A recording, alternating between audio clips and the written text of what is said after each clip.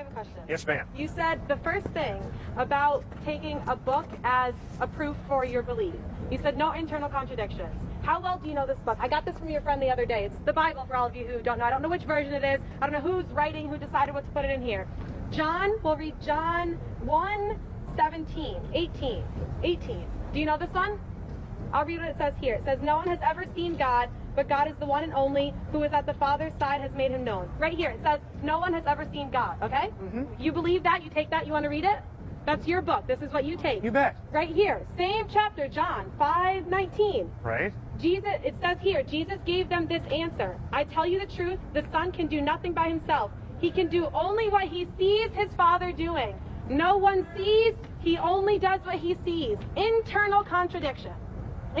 So then this book has internal contradictions. Can we agree on that? Oh, no, you don't say yes or no answers. What do you say about this internal contradiction?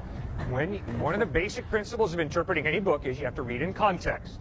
And obviously, when you read John chapter 1, the main point is Jesus is God in human form. He begins. Ma'am, am I allowed to answer you or not? But you're not making sense. You say the same well, thing then why are over you and wasting over your and time over standing here again. talking to me if Because I'm not look at making all sense? these people here who have questions. There's Fine, then why don't you let me go on to other people? If I don't make sense, ma'am, why do you waste your time? Why am I going to let you misguide them with your misguidance? Oh, I see.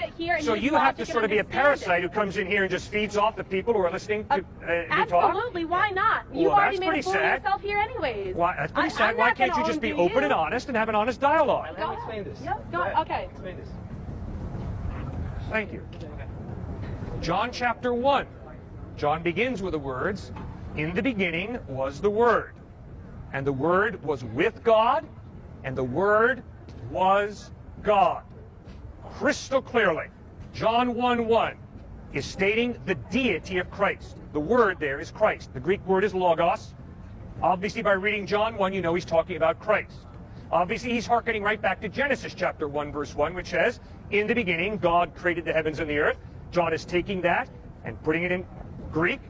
John 1:1, in the beginning was the Word, and the Word was with God, and the Word was God. Nobody has seen God. I haven't seen God. You haven't seen God. But the claim of John is, and the claim of Jesus is, that he is God, revealing himself in human form. That's clearly, unmistakably, what John 1 is teaching. And you don't have to have a PhD in New Testament. Just read it yourself, and you'll figure that out. John. It's both John. I didn't flip to even a different chapter. It's 2 pages away. Both John one saying no one sees God, the other one saying Jesus sees God. Is it saying Jesus sees himself? Is this something that everyone who reads the Yes, that's Bible exactly takes right. as their Jesus own is supposed claiming to be understand? God, revealing himself in human form. That's his claim. And he sees himself. No, you're Why not would God. John write that? You're not God. What's the difference? Well, if you die and rise from the dead, I will listen very closely to everything you have to say. Why is that the one thing that you take? Why Did you see George Washington inaugurated first president of the United States? Other people did. I trust that. Good, and other people saw Christ die on a cross, and they saw him risen from the dead. But they have internal contradictions. No, within there's the no same contradiction chapter. there. We human beings do not see God, but when God chose to become a human being in Jesus Christ, obviously Jesus knew the Father very, very intimately, very, very well.